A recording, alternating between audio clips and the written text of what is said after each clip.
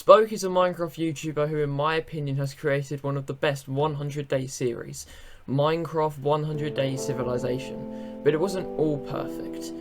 Hello, my name is Super CNM or Super Captain Neverman, and this is the rise and quote-unquote fall of Spoke's Minecraft events.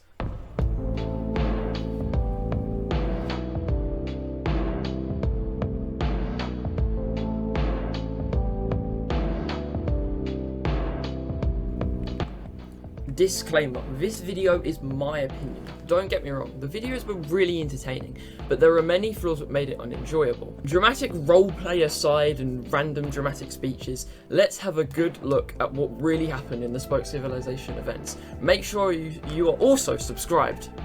Done? Good. Now let's get into the video. If you don't know who Spoke is, let me explain. Spoke was a typical 100-day hardcore YouTuber, which got him off the ground with his YouTube channel and decided to create the 100 Days to Create Civilization Minecraft series, where people would make nations in a limited world in 33 hours, and it was a massive hit in the YouTube algorithm. But if you don't want to watch a 2-hour video on all 10 events, here's a brief history over the main story and how the events worked. The first event. It begins when Spoke opens the server and players start flooding in.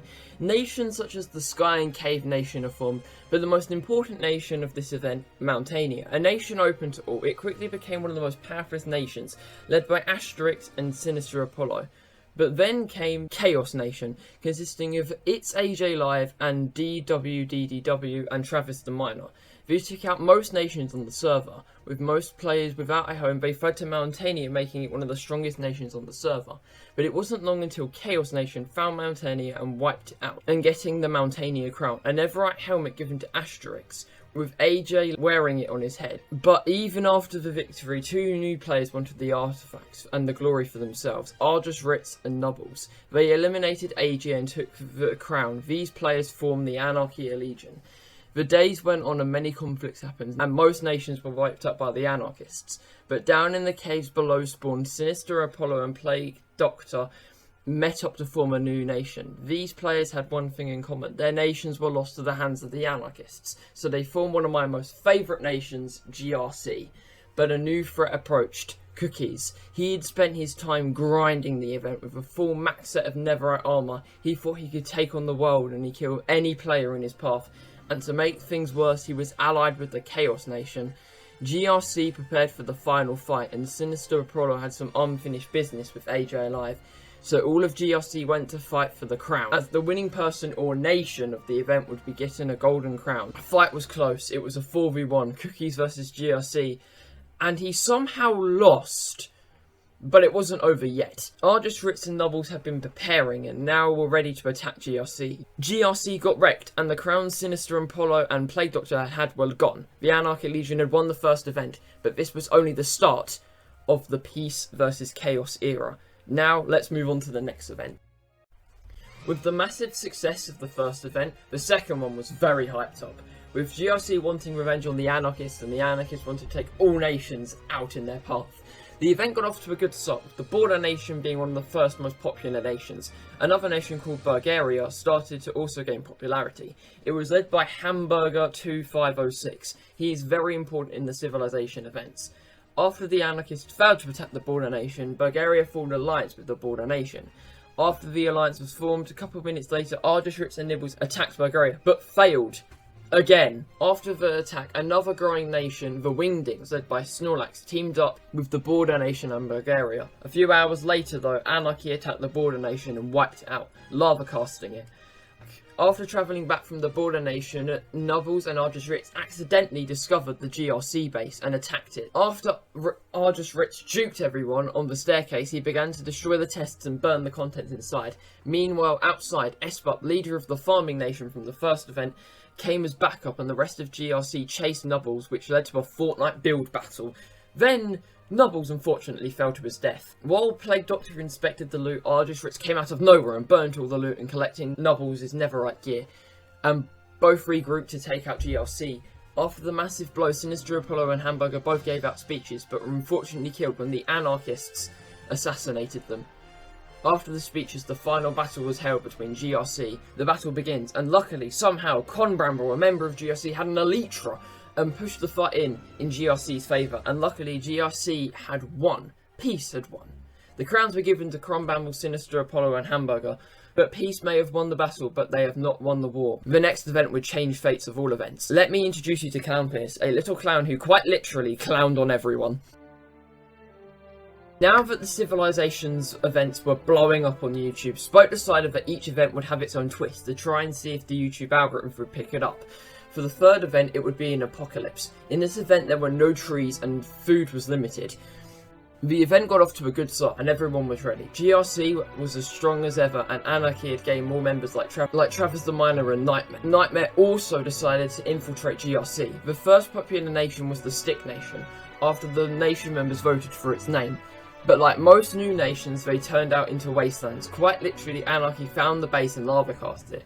GRC then popped out of nowhere and it was like one of the strongest nations on the server, but with the help of Nightmare he infiltrated the base. I think this is just a guess, and told the coords to Argus Ritz and GRC, and it was invaded by the anarchists. Luckily, somehow GRC survived the attack and began to repair the damage. After GRC recovered from the attack, a new enemy approached, ClownPierce, and if you think Dream or Technoblade or anyone else is the best at 1.9 PvP, think again.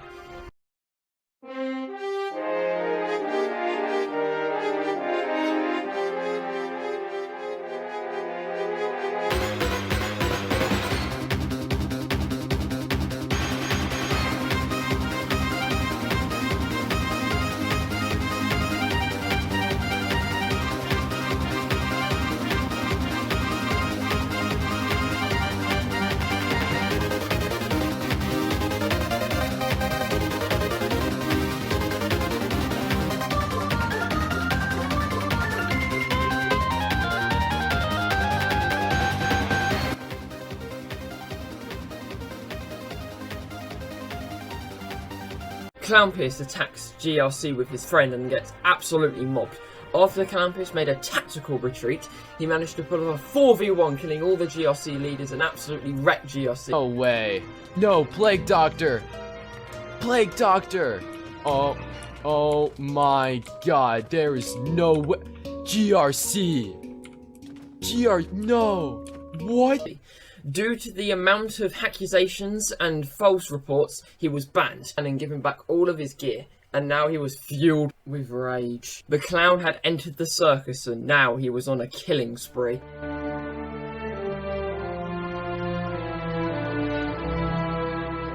ClownPierce killed every player, every leader, even hackers. He then killed Hamburger, but Hamburger had a plan. After Hamburger respawned, he decided that he should trap ClownPierce. So that's exactly what he did. After he aggroed ClownPierce and chased him, he led ClownPierce into a tunnel where a TNT minecart trap was set up. ClownPierce unfortunately fell for the trick and his kill streak was ended. After the end of ClownPierce, the final battle took place. This time players could pick two sides, with the leaders of GRC on one side and Anarchy on the other. ClownPierce also decided to join Anarchy, but the battle was basically already won. Since most GRC members lost all of their gear from Anarchy or ClownPierce, they lost the battle, and ClownPierce alongside the other anarchists got the golden crown. It is also important that ClownPierce got 500 kills! But this was the beginning for ClownPierce, as a new group of people that some people would say made the events fun, while some people say they ruined them. Let me tell you of the most controversial nation in the Civilization event history, the Watchers. When the players started to join the server, that most small nations made sky bases. One of these nations caught Spoke's attention, where he gave a name tag so they could name the nation's dog, which they named Reggie. But a few minutes later, Reggie was murdered in cold blood. And by, you guessed it, the Watchers, led by Scarecrow 14 with members such as Gorilla, PvP, Honeypuns, Goldross 40, Shadow Suns, and many more members on the way. Their goal was to prove that they were the best at 1.9 PvP and show how superior they are to all other nations and anarchists. Hours passed and I don't know what happened because Spoke fell asleep, but when he returned he discovered that ClownPierce had joined the Watchers. While ClownPierce was looking for his next victim, he got jumped by Hamburger and his nation members of Bulgaria, and it turned into an underwater chase. Hamburger had Depth Strider so he could easily catch up to ClownPierce. It was pretty much a wild goose chase until backup arrived and ClownPierce got in his boat and just dipped. Then Anarchy was getting attacked by the Watchers. Argus, Rich and Zeke, a skilled 1.16 sword PvPer, boxed Argus Rich underwater and they both drowned. Apart from that, the attack was successful and Anarchy ran away. And then GRC came next. The Watchers destroyed them with their MLG sword PvP skills. There was only one thing the server could do: team up and take them down. And that is exactly what they did for the final battle. But they got absolutely destroyed by the Watchers. The major Watcher members became the winners of the 4th Civilization event, but this was only the beginning of the fight against the Watchers. Now let's move on to the Amplified World event. The 5th event got off to a good start. Nations started popping up. Anarchy and Bulgaria decided to team up, and ClownPierce was being ClownPierce. Anyway, after the Watchers settled in, they took over a blackstone castle in one of the many mountains. Then Sinister Apollo alongside the Anarchists attempted to attack the Watchers. Oh no, yeah, if you're wondering what happened to GRC, it basically became Bulgaria. While Spoke fell asleep, ClownPierce went on his casual killing streak and killed every single nation he could find. He also wiped out Bulgaria like the PvP god he is, but his thirst for blood got to the better of him and he betrayed the Watchers. This led to the Watchers' civil war. The Watchers divided up into the Watchers and Lunaris, which was surprisingly led by ClownPierce. After the split up, Lunaris attacked Bulgaria again and wiped out the Watchers.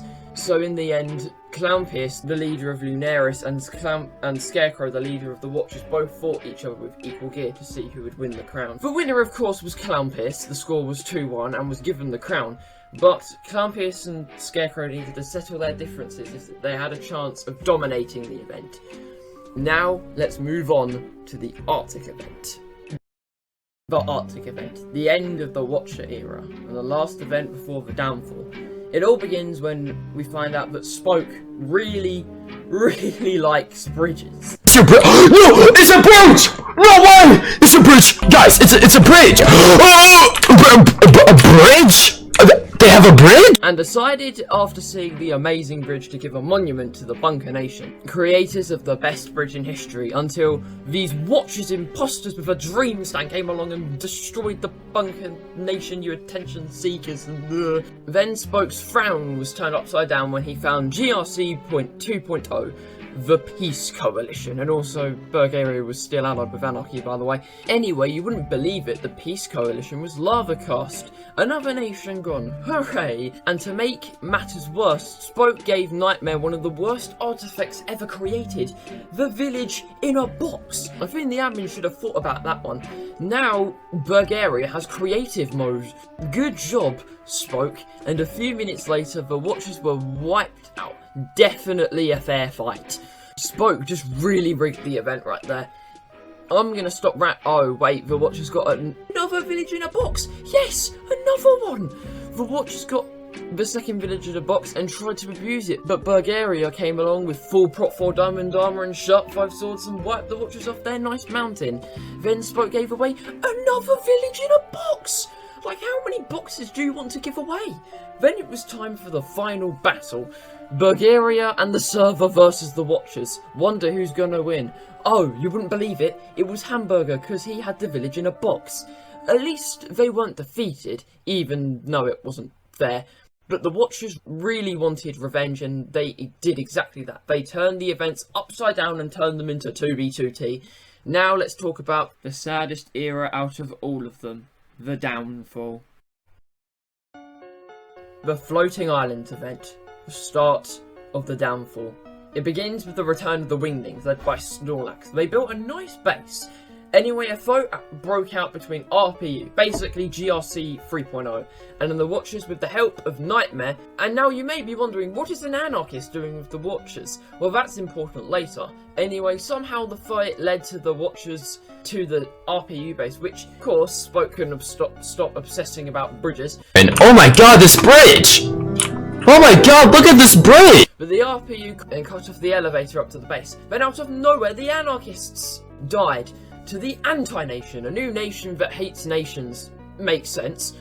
Minutes went by and Spoke forgot to record a fight where the Watchers attacked the Wingdings and killed the innocent members. Then the Anti-Nation came out of nowhere and tried to clean the fight, but they failed. Now the Watchers are the most powerful nation until Bulgaria came along and raided the Watchers' base. Then the Watchers made their way to the new Bulgaria base, and Gold Rush 40 had an elytra and fireworks. But somehow Bulgaria managed to defend the attack.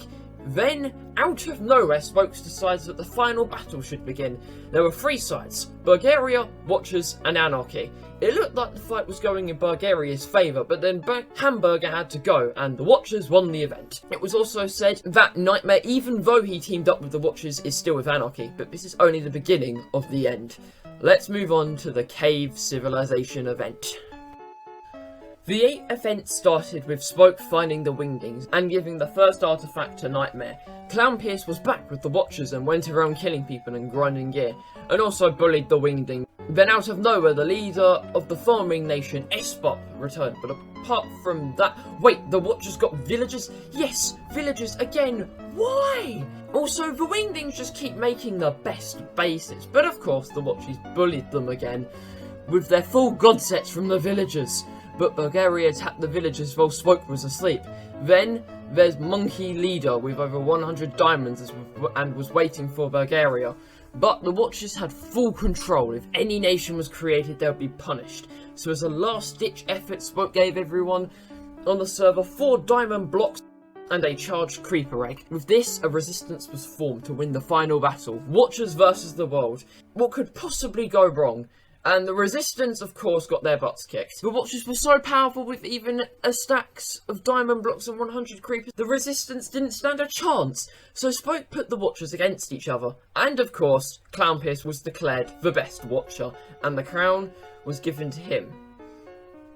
Now, let's move on to the very peak of the downfall, the 9th event. The Shrinking Border event. The 9th would be different to the last 8. As the world was 10,000 by 10,000, which meant the end could be discovered and the Ender Dragon could be killed, which meant elytras. But the border would shrink in every Minecraft day. Nothing much happened until the Crack Nation would speedrun their way to kill the Ender Dragon. But when all the crystals were destroyed, Shadow Suns, a member of the Watchers, showed up and killed the Ender Dragon for himself. After pulling off a 3v1, he killed the dragon. We find also that Nightmare left Anarchy and decided to join the Watchers, and Shadow Sun had an elytra. And now the rest of the Watchers had villagers. Great! And a massive alliance with Bulgaria, RPU and Anarchy in the Peace Coalition was formed, and a small underground base. 2 hours later, the Anti-Nation had a sky base, and the border shrunk even more. The RPU village was then attacked by the Watchers, and Shadow Suns was stacked. Like, really stacked. The next day, the massive alliance had moved base, and the Watchers kept on getting stronger and stronger. Now it was Watchers versus everyone else. A fight broke out in a desert. Players kept on coming and dying to the Watchers. The alliance was wiped out. After the battle, people finally opened their eyes and began to question if there was playing in these events if you are not good at PvP. So instead of hosting a final battle, people would vote for which nation would be the winner. And out of all of them, Bulgaria was picked. Hamburger was given the crown, and the events fell apart from there. Here we are, the 10th event. But it actually isn't the last. You see, there were actually 11 events instead of 10. This event was supposed to be the finale, but halfway through, Spoke decided to reset it. In this event, instead of winning from the final battle, players would basically have to try and win artifacts by doing specific things. I was also lucky enough to join this event somehow, so I logged onto the server, got myself all the essential tools and continued travelling. Then I found the Great Anti-Nation, and I was welcomed in with open arms. I went mining for a bit, but of course I'm a British child, it's like 10 o'clock when the events were hosted, so I really wanted to get some sleep, and so that is exactly what I did. And to wake up, to my surprise, the Anti-Nation was gone, and all the people from the Anti-Nation had just given up. I decided to go looking for more members of the Anti-Nation, but unfortunately, I was killed by some fool guy in diamond armour. And then I realised something. How many more people are out there like that guy I died to? Hundreds, thousands have been killed to these people that just want to have some fun, that aren't seen from Spoke's perspective, that just want to have some fun, are just killed by these people who are amazing at PvP. And if you're wondering about the 11th or the finale, you can go watch that yourself. I'm not explaining that event. That one was the worst, no offense spoke, but like, all we got was you just having a panic attack. Anyway, let's have a good look at what led to the rise and what led to the fall, and how we can change the events for the better future. Before we look at the fall of the Spoke Civilization events, let's have a look at what led to their rise. I think one of the first factors is that it was a completely unique idea. It had never been seen on YouTube before, and is one of the factors which led to its great popularity. Another thing is probably the touch of the YouTube algorithm. The first video got thousands and thousands of views when it got released, which of course led to people finding out about the events, leading to an everlasting growth of these events. But as these events continued to carry on, the views began to get less and less. Anyway, we'll cover that later. And it was also quite fun. The events were enjoyable for pretty much everyone. You could go to war, build a really cool base, and it just was something that was fun at first. Now let's have a look at the fall. I think one of the biggest factors in the fall of the events is that PvP was required to have fun. If you weren't good at 1.16 PvP, which is quite a hard PvP type to master, you were pretty much at a disadvantage. People such as the Watchers definitely had a high advantage due to a lot of them being good at 1.16 PvP. Trust me, I've dueled Nightmare, he's pretty cracked. I also feel like, in my opinion, the Watchers kind of added this atmosphere or like idea of just making these events chaotic and like an anarchy server, because they just kept raiding bases and people wanted to be like them. You remember those like imposters when they invaded the bunker nation with the bridge? They weren't the Watchers. It's because people just feel like they're good at 1.9 PvP, they can just destroy everyone. Another thing is that it was just Watchers versus the world for like the last 6, 7, 8, I don't know how many events, from 6 to the last. It was just the Watchers versus Bulgaria and RPU and Peace Coalition, and it just got a bit repetitive, and it just wasn't that enjoyable compared to the old events where it's always new threats and new enemies. Another thing that also may have led to the inevitable downfall is that a lot of people that we don't see from Spoke's perspective were going around killing people. Like me from the 10th event, I was one of these victims. A random guy in full diamond who I've never heard of just killed me. How many more people have died to these type of people, thinking they're God, running around the place with their swords and shields just chopping people up? Another thing, and I think I stressed this quite a bit in the 6th event, are villagers. Villagers just ruined a lot of the events. It just made them unfair. Because what's the point in playing in these events and grinding if you just have villagers? Another thing is that the events were non-EU friendly. Now, being someone who lives in the UK and stuff, the events are on very late and end also very early. It just... Maybe if Spoke started the events earlier, it would be like good for people from the EU, but I get that he's busy, and it's just something that would be nice. Another good point is that the more you play, the better the advantage you have. A lot of the Watchers probably spent like 8-10 hours like not getting any sleep, just grinding the event, just getting OP gear and stuff, and just like absolutely wrecking everyone. And the artifacts, man. The artifacts, when they used to be netherite pieces, was probably like one of the coolest things. It added netherite as some form of a value, before people of course get full netherite and stuff.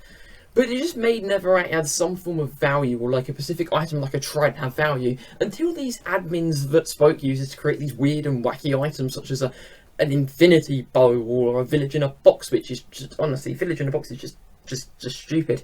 And like all these random artifacts were either too OP or just absolutely like unnecessary, just ruined the point. If Spoke was to do these events again, make it so netherite can only be obtained via artifacts. It would add netherite to be some form of valued material. And if you've heard me complain about the Watchers enough, I have some proof that people who were good at PvP enjoyed the event. A video by Shadow shows off many people saying thank you, and literally like 3/4 of them are anarchists or Watchers. And then you just have like this Spider-Man kid, I don't know how to pronounce your name. This kid is a lucky duck. This man found the anarchists out of nowhere, joined them, and just got good at 1.9 PvP. I'm not saying hate to you, whoever you are, but you are like one of the luckiest people to somehow be welcomed into the anarchists and then just like be a part of them. You're just... respects to you, man, but like, oh my god, these events they just fell off for what they used to be. Now, let's have a look at how Spoke could fix these events if he was to do them again, because he does say he may return to doing them in the future. I think one thing that Spoke could do is to add some form of claiming system where players could claim land, so bases don't get lava cast easily and fall quite easily, so people have a chance to maybe like fight back. I don't know how we'd implement this, because if you were just to make like those typical claims, there would be no way to break the base, so there have to be some way to like destroy the claim somehow. Another thing, disable villagers, just make it so villagers and zombie villagers can't spawn to prevent, like, you know, creative mode from happening. Disable the Never and the End. Disable the End, or like disable like the outer end islands, because I think the Elytras and the OP gear from the end cities can like ruin the event, because like they can just get really stacked really easy, and Elytras are just a bit too broken because they can just travel around all over the place. Also, I've said this already, but maybe make the artifacts like Netherite only pieces. Somehow figure out how to like not get Netherite in, if that makes sense. Like, maybe disable the bastions and stuff. And apart from that, I think that is everything. If Spoke was to put these ideas into the matters of these events, I think he can make some pretty good event. Although I don't know, people just really want to fight and prove that they're better than each other, and I guess that's just the competitiveness these days. If there's one thing you have to learn about a Minecraft server or an SMP in general, if you have too much peace, a server becomes boring, and if you have too much chaos, it turns into an anarchy server and it just becomes a bit repetitive and boring. If you have a balance of both peace and chaos, a constant fight between, it creates an interesting server, and that's what Spoke's Minecraft servers were at first, but then it just fell to chaos, and chaos overweight peace, and it just led to the inevitable downfall. Thank you if you've made it this part, so watching to the end of the video. It'd be really appreciated if you've listened to my opinion. Just to say again, this is my opinion. If I sound a bit aggressive, I'm just like ranting a bit, because yeah, I didn't play in many of these events. It's just from a watcher's perspective, and a lot of people can probably agree that these events weren't as fun as they used to be. The watchers came along and just added this atmosphere that not many people liked. Anyway, I also stream on Twitch, twitch.tv/SuperCNM307. I'm streaming on Tubbo's sister's Minecraft server. Yes, that is a thing. Also, don't forget to subscribe. What are you doing if you haven't subscribed? I have a lot of content planned for the future. And also, Spoke or ClownPierce, if you're watching this, or like any of the watchers, I send no hate to you. I just feel like I really wanted to express my opinion. Anyway, I hope you enjoyed this video. Don't forget to like, subscribe, and most importantly, Twitch Prime.